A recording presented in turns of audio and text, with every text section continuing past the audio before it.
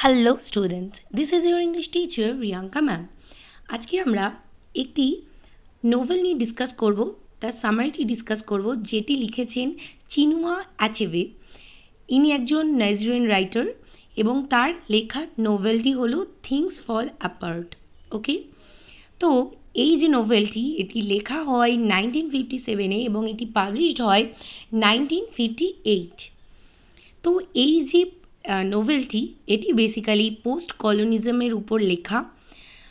আর আরেকটি কথা বলে রাখি, এই যে নোভেলটার যে নাম থিংস ফল অ্যাপার্ট, এটা নেওয়া হয়েছে ডব্লিউ.বি. ইয়েটসের দ্য সেকেন্ড কামিং এই পোয়েমটি থেকে। এই পোয়েমের থার্ড যে লাইন, শুরুর যে থার্ড লাইনে একটি লাইন আছে, things fall apart centre cannot hold, এইখান থেকেই এই নামটা নেওয়া হয়েছে।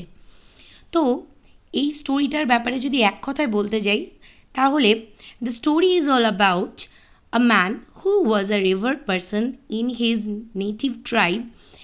As he was a muscular and aggressive person, his life was torn apart by negative effects of post-colonialism in Nigeria and took him to commit suicide.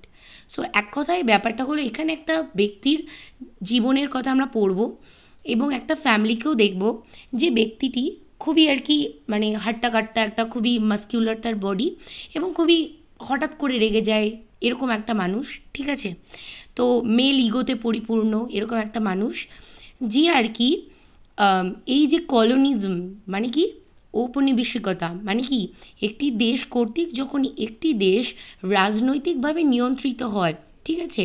তো নাইজেরিয়ার ওপর যখন খ্রিশ্চান যে হোয়াইট পিপলরা যখন তাদের ধর্মের প্রচার করছিল, সেই মোমেন্টে আর কি সেই কলোনিজমের যে নেগেটিভ এফেক্ট এই মানুষটির উপর পড়েছিল, যার দ্বারা সে তার এবং তার মধ্যে একটা তার পার্সোনালিটিও তো খারাপ ছিল, সে একদম মেল ইগোতে পরিপূর্ণ ছিল, খুব অ্যাগ্রেসিভ নেচারের ছিল, এই জন্য সে সুইসাইড করে বসে শেষ অবধি, ঠিক আছে। তো এবার আমরা স্টোরিতে ডিটেলসে ঢুকছি। এটা এক কথায় বললাম স্টোরিটা কি। তো দেখো, এখানে যে আর কি আমাদের তাহলে বুঝতেই পারছি, এই যে মানুষটার কথা বললাম, এই মানুষটার নাম হলো অকনভো। তো বলছে অকনকভো হলো ওই নাইজেরিয়ান একটা ট্রাইবের এক ধরনের ট্রাইব থেকে সে বিলং করে, ঠিক আছে। এবং সে খুবই মাস্কিউলার বডি সম্পন্ন এবং তার পার্সোনালিটিও খুব মাস্কুলিটিভ, ঠিক আছে। এবং সে খুবই অ্যাগ্রেসিভ, খুব হট করে রেগে যায়। এবং আমাদের স্টোরিটি প্রথমে দেখতে পাবো যে অকনকভো একটা খুবই বিশাল একটা পালোয়ানকে সে হারাচ্ছে এবং মানে রেসলিংয়ে হারানোর পর সে আর কি প্রচুর সম্মান পাচ্ছে, কারণ সেই রেসলারকে আজ অবধি কেউ হারাতে পারেনি, যেটা অকনকভো হারাচ্ছে। এবং হারানোর পর সে অনেক ফেম, অনেক আর কি ওয়েলথ, টাকা পয়সা, সম্পত্তি, সে সব কিছু পাচ্ছে, ঠিক আছে। তো সে বেসিক্যালি সে খুবই অহংকারে পরিপূর্ণ হয়ে উঠছে। এবং তার যে বাবা ছিল অনকা, তো অনকা ঠিক তার পার্সোনালিটির একদমই বিপরীত ছিল। ওকে, তো কেন বিপরীত বললাম, সে খুবই অ্যাগ্রেসিভ নেচারের ছিল, তার বাবা খুব শান্ত স্বভাবের এবং তার বাবা মানে সে ছিল খুব কর্মঠ, মানে অকনকভো ছিল খুব কর্মঠ, কিন্তু তার বাবা ঠিক তার বিপরীত, একটু অলস প্রকৃতির ছিল, শান্ত স্বভাব, অলস প্রকৃতির, ঠিক আছে। তো তিনি এরকম টাইপের ছিলেন। আর অকনকভো এই শান্ত স্বভাবের এরকম, যে যারা আর কি খুব অলস, কোনো কাজে তাদের মন নেই, হার্ডওয়ার্ক করতে পারে না, এরকম পার্সনদের পছন্দ করতো না। এই জন্য তার বাবার সাথে সেরকম বনিবনা ছিল না। এবং তার বাবা মারা যায়, তারপরে তার 3টে বিয়ে হয় এবং তার বাবার মৃত্যুর আগে তার বাবা তাকে অনেক ঋণের মধ্যে জর্জরিত করে চলে যায়, এই জন্য সে তার বাবাকে একদমই পছন্দ করতো না। এবং সে যখন আর কি এই রেসলিংটা জেতে এবং সে অনেক সম্পত্তি পায়, তো তার সময় ঘুরে যায় যেটাকে বলে। এবং তার 3টে বউ ছিল এবং তাদের বাচ্চারা ছিল। সে তার ফ্যামিলির সাথেও খুব খারাপ আচরণ করতো, সে তার বউদের মারতো ছোট ছোট কারণে, তার বউদের মারতো খাবার দিতে দেরি হলে, বা তার বউ পাশের বাড়ি থেকে আসতে যদি দেরি করতো, ঠিক এরকম টুকটাক কারণে সে তার বউদের সাথে খুবই মিসবিহেভ করতো। আবার এটাও দেখবে তোমরা স্টোরিতে, যে সে তার বড় পুত্র নভই তাকে নিয়ে খুবই চিন্তিত ছিল, যে ছিল তার এল্ডার সন। কেন? কারণ নভয়ের মধ্যে অকনভ অকনকভ সে আর কি তার বাবার ঝলক দেখতো, অনুকা। ঠিক আছে, তো সে কোথাও না কোথাও সে ভাবতো যে আমার ছেলেটা কি কোনো মানে এরকম স্বভাবের হয়ে যাবে কি না, খুব ধীর স্থির, ঠিক আছে, তো সে কি মিউজিশিয়ান হয়ে যাবে এরকম টাইপের। সে হার্ড ওয়ার্ক করা পছন্দ করতো, তো সেও চাইতো যে তার ছেলেরা মাস্কিউলার একটা পার্সোনালিটি নিয়ে মানে গ্রুম হবে, ঠিক আছে, তো সেটা সে তার বড় পুত্রের মধ্যে দেখতো না।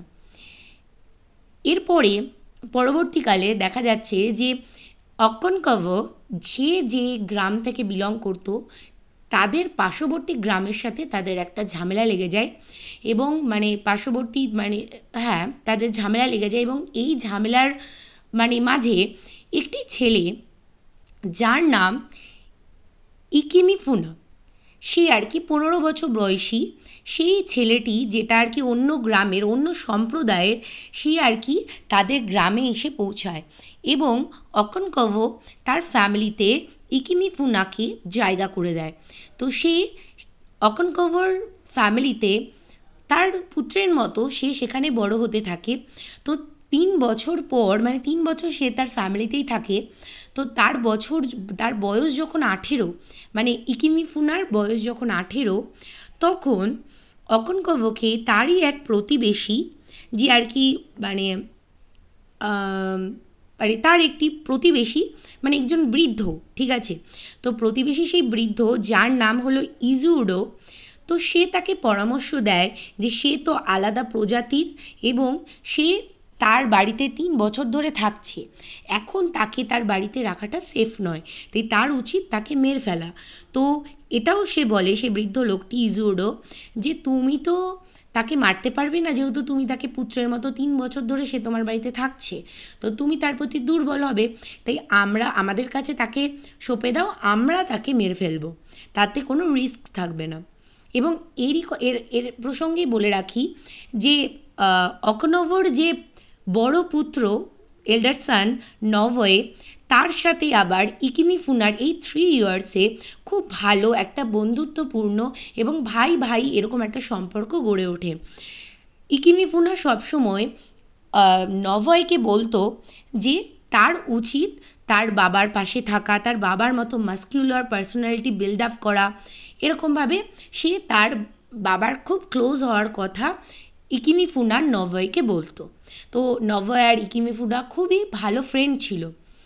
এবং যখন এই ইজিউডো, এই যে ওল্ড ম্যান অকনকভকে আর কি এই পরামর্শ দেয় যে তাকে মেরে ফেলা উচিত এবং তাদের কাছে সঁপে দেওয়া উচিত, তখন অকনকভ কোথাও না কোথাও একটা মেল ইগোতে নিয়ে নেয় যে না, গ্রামবাসীরা আমাকে দুর্বল ভাবে যদি আমি সেই ইকিমিফুনায় এই বালকটিকে মারতে না পারি। তো তাই সে বলে যে সেই কাজটি করবে। তো সে সেই প্ল্যান মাফিক ইকিমিফুনাকে নিয়ে সে এবং ইজুডো এবং তার যে মানে তার যে গ্রামের লোকেরা কিছু লোক, সে তাদেরকে নিয়ে গিয়ে ইকিমিফুনাকে ফাইনালি মেরে ফেলে, ঠিক আছে। এবং সে যখন ইকিমিফুনাকে মার্ডার করে যেদিন আর কি সন্ধ্যাবেলা ফিরছে বাড়ি, তখন তার আগেই আর কি নভয় তার বাবারই কৃতকর্মের কথা জেনে যায়। তাই নভয় তার বাবার প্রতি খুবই মানে রেগে যায়। তো খুবই রাগের চোখে সে তার বাবার দিকে তাকিয়ে থাকে, তার বাবাও কিছু বলে না, ঠিক আছে। তারই কিছুদিন পর এই ঘটনার পর থেকে কোথাও না কোথাও নভয় তার বাবার থেকে দূর হতে থাকে, যেহেতু সে তার খুব গুড ফ্রেন্ড যাকে সে ভাইয়ের মতো দেখতো তার মার্ডার করেছিল। এরপরে সিনে তোমরা দেখতে পাবে যে ইজুডো, যে ওল্ড ম্যানটি এরকম তাকে খারাপ পরামর্শ দিয়েছিল, সেই বৃদ্ধ ব্যক্তি তার কিছুদিন পরই তিনি মারা যান। এবং তার মৃত্যুর পর তার মানে তার যে আর কি শোক অনুষ্ঠান, সেটি খুবই ধুমধাম করে গ্রামবাসীরা উদযাপন করে। এবং সেই সময়কালে ঘটনাবশত মানে এটা কোইন্সিডেন্টলি ঘটেছিল যে অকনভর হাতে এই ইজুডোর 16 বছরের যে পুত্র, তার মার্ডার হয়ে যায়, তার মানে এবং অকনকভ এটা কোনো রকম ইন্টেনশনালি করেনি কিন্তু, ঠিক আছে। তো অকনকভর যে পিস্তলটা ছিল তার হাতে, সেখান থেকে ভুল করে মানে সে গুলি চালিয়ে ফেলে, এবং এই জন্য অকনকভর হাতে এই ইজুওডোর 16 বছরের পুত্রের হত্যা হয়ে যায়। এবং সে ইন্টেনশনালি করুক না করুক, তার দ্বারা তো একটি বড় অন্যায় হয়ে যায়, সেহেতু তাকে গ্রামবাসীরা শাস্তিস্বরূপ তাকে 7 বছরের জন্য সে গ্রাম থেকে বিতাড়িত করে দেয় উইথ ফ্যামিলি, ঠিক আছে। তো সে তার বউ এবং পুত্রদের সাথে, পুত্রকন্যা, সে তার বাচ্চাদের সাথে সে তার মাদারল্যান্ডে চলে যায়, ঠিক আছে। তো মানে তার মায়ের কাছে চলে যায়, তার মা যেখানে থাকতো। তো সে তার মায়ের কাছে গিয়ে মায়ের যে আত্মীয়রা, মাদার যে কিন্সম্যানরা, তারা আর কি তাদের সাথে খুবই ভালো আচরণ করতো। এবং এবং এই যে তাদের মানে অকনকভ এবং তার ফ্যামিলির প্রতি তার মায়ের যে আত্মীয়দের এই যে এত সুলভ ভালো আচরণ, তার কোথাও না কোথাও মনে হতো যে তারা তাকে দয়া করছে। এবং সে সেই লাইফের প্রতি স্যাটিসফাইড ছিল না। সে দীর্ঘ অপেক্ষা করছিল যে কবে 7 বছর পর সে তার আবারও গ্রামে ফিরে আসবে, ঠিক আছে। তো এরই মাঝে কি ঘটে যায়, এই যে কলোনিজম ব্যাপারটা বলছিলাম, তো এই জিনিসটাই তখন ঘটে যে খ্রিশ্চানরা মানে হোয়াইট পিপলরা তারা কি করছিল, তাদের যে মডার্ন ধর্ম, তাদের মডার্ন কালচারের প্রতি এই নাইজেরিয়ানদের আকৃষ্ট করার চেষ্টা করছিল।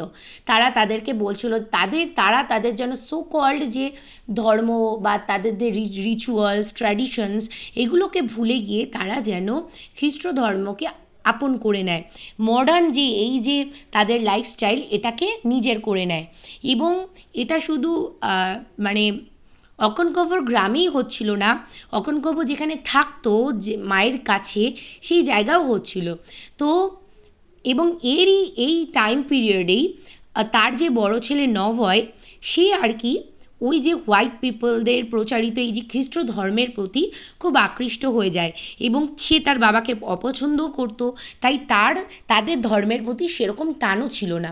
তাই সে কী করে, সে ঠিক করে যে এবং এই যে ধর্ম বা এই যে রিচুয়ালস, এই ট্র্যাডিশনের থ্রুই তো সে তার বন্ধুকে হারিয়েছিল, তার বাবা সেই তার বন্ধুর হত্যা করেছিল। এই কারণে কোথাও না কোথাও সে সেই খ্রিশ্চান ধর্মের প্রতি আকৃষ্ট হয়ে বসে, ঠিক আছে। এবং সে নিজের ধর্ম ত্যাগ করে খ্রিশ্চান ধর্মকে আপন করে নেয়। তারপরে সিনে আমরা দেখছি যে আফটার 7 ইয়ার্স যখন অকনকভ সে তার নিজস্ব গ্রামে ফিরছে, এবং তখন কিন্তু সেখানে সিনারিও অনেক চেঞ্জ হয়ে গেছে। সেখানে হোয়াইট পিপলরা, সেখানকার পরিবেশ, সেখানকার মানুষের লাইফস্টাইল অনেক চেঞ্জ হয়ে গেছে। সেখানে তখন মিস্টার ব্রাউন বলে একজন হোয়াইট ম্যান, যিনি আর কি স্বভাবত খুবই ভালো মানুষ ছিলেন, তিনি আর কি সেখানে হসপিটাল গড়েছিলেন, স্কুল গড়েছিলেন, এবং কোথাও না কোথাও অনেক ব্ল্যাকিশ পিপলরা মানে নাইজেরিয়ান, তো তারাও যাচ্ছিল সেই স্কুলে, তাদের ছেলেমেয়েরাও সেই স্কুলে পড়তো, ঠিক আছে। তো তারা হসপিটালেও যেত। তো এগুলো দেখে কোথাও না কোথাও অকনকভ মেনে নিতে পারছিল না। এবং অকনকভ যখন তার গ্রামে পৌঁছায়, তখন মিস্টার ব্রাউন কোনো কারণবশত তিনি বাইরে চলে যান, এবং তার জায়গাটিকে মানে পূরণ করতে আসেন একজন, তিনি হলেন রেভারেন্ড স্মিথ, ঠিক আছে। তার পরিবর্তে সে গ্রামে আসেন, এবং সেখানে তার সাথে গ্রামবাসীদের খুব একটা বনিমনা হচ্ছিল না। রেভারেন্ড খুবই আর কি রাফ টাফ কথা বলতো। তো এই জন্য রেভারেন্ড স্মিথ এই হোয়াইট ম্যানের প্রতি ক্রুদ্ধ হয়ে গ্রামবাসীরা আর কোথাও না কোথাও অকনকভর প্ররোচনায় অকনকভ এবং তার গ্রামের বা তার কিছু লোকেরা, তারা মিলে সেই গ্রামের আর কি যে চার্চ, সেই চার্চে তারা আগুন লাগিয়ে দেয়। এবং এতে ক্রুদ্ধ হয়ে এই কাজের পরই আর কি এতে ক্রুদ্ধ হয়ে রেভারেন্ড স্মিথ সে আর কি ডিস্ট্রিক্ট কমিশনারের কাছে এর নালিশ জানায়। এবং ডিস্ট্রিক্ট কমিশনার এই কথা শুনতে পেরে তিনি অকনকভ এবং তার যে ফ্রেন্ডসদের, যাদের সাথে সেই কাজটি করে, তাদেরকে আর কি ডাক পাঠায় এবং তাদেরকে নিজের সামনে উপস্থিত করে তাদেরকে বেধড়ক মারে, ঠিক আছে। এই মার খাওয়ার পর অকনকভ এবং তার যে ফেলোমেটসদের মনে হয় যে এটা খুবই অসম্মানজনক তাদের কাছে। তো তাই তারা প্রতিশোধ স্পৃহায় জ্বলে পুড়ে ওঠে, ঠিক আছে। তো তারা প্ল্যান করতে থাকে যে তারা কিভাবে এর প্রতিশোধ নিতে থাকবে। ঠিক এই মতো পরিস্থিতিতে কোর্টের একজন ম্যাসেঞ্জার যখন তাদের আলোচনার সম্মুখে উপস্থিত হয়, তখন আর কি অকনকভ আগেই বলেছি যে সে খুবই অ্যাগ্রেসিভ নেচারের ছিল, খুবই মাস্কুলিটি ছিল তার মধ্যে। তো এই জন্য সে কী করে, সে তার রাগকে কন্ট্রোল না করতে পেরে সে সেই ম্যাসেঞ্জারকে মেরে ফেলে, এবং তার এই কৃতকর্মকে সাপোর্ট কেউ করে না, সেই গ্রামবাসীর কেউ করে না, তার ফ্রেন্ডরাও কেউ করে না। এটাতে সে খুবই আপসেট হয়ে যায় এবং সে বুঝতে পারে যে সেই আগের সেই টাইমটা নেই, ঠিক আছে। 7 বছর আগের সেই সময়টা এখন আর তাদের গ্রামে সেই সেম মোমেন্ট নেই। তো সেটা বুঝতে পারায় সে কী করে, সে সুইসাইড করে বসে, সে গলায় দড়ি দিয়ে দেয়। এবং গলায় দড়ি দিয়ে দেওয়ার পরে ডিস্ট্রিক্ট কমিশনার এই খবরটা পায়, এবং ডিস্ট্রিক্ট কমিশনার দেখে যে তার যে ফেলোমেটসরা বা তার গ্রামবাসীরা, সে তার যে ডেড বডিটাকে, তারা তার ডেড বডিটাকে ছুঁতেও অস্বীকার করছে, তারা সেটা ছুঁতে চাইছে না। কেন? কারণ তাদের রিচুয়াল মতে কেউ যদি নিজের স্বেচ্ছায় আর কি মৃত্যুবরণ করে, তাহলে তাকে ছোঁয়া যাবে না, এটা তাদের ধর্মবিরোধী কাজ। তো এটা কোথাও না কোথাও তাদের যে রিচুয়াল বা তাদের যে ট্র্যাডিশন, এটার একটা নেগেটিভ দিককে দর্শাচ্ছে। এবং এটা আর কি ডিস্ট্রিক্ট কমিশনার ঠিক সেই টাইমে তিনি নাইজেরিয়ার উপর তিনি একটা বুক লিখছিলেন। তো এই যে এই জিনিসটা তাকে একটা খুব মানে তার এটা কোথাও না কোথাও খারাপও লাগে, এবং এই জিনিসটা তিনি নোট করে রাখেন, যেটা তিনি তার বুকের মধ্যে এই কথাটা উল্লেখ করেছেন যে নাইজেরিয়ার যে কালচারের নেগেটিভ পার্টের মধ্যে এটা একটা, ঠিক আছে, যেটা আর কি অকনকভার মার্ডারের থ্রু তিনি এটা রিয়েলাইজ করেন, ঠিক আছে। তো এইভাবেই এই স্টোরিটা এখানে এন্ড হয়ে যায়। এবং এখানে যে ডিস্ট্রিক্ট কমিশনার যে বইটি লিখছিলেন নাইজেরিয়ার উপর, সেই বইটির নাম হলো the pacification of the primitive tribes of the lower Niger. তো এখানেই গল্পের শেষ হচ্ছে। আশা করি তোমরা ভিডিওটি তোমাদের ভালো লেগেছে, তোমরা গল্পটি বুঝতে পেরেছো। কোনো কনফিউশন থাকলে অবশ্যই বলবে, ভালো লাগলে অবশ্যই লাইক, শেয়ার এবং কমেন্ট করে জানাবে তোমাদের কতটা হেল্পফুল হলো। এবং আমার সব কটা ভিডিও আগে পাওয়ার জন্য অবশ্যই আমার চ্যানেলটিকে সাবস্ক্রাইব করবে, যদি আমার চ্যানেলটি সাবস্ক্রাইব না করে থাকো, এবং বেল বাটনটি প্রেস করে দেবে। তো আজকের জন্য এখানেই শেষ করছি, টাটা।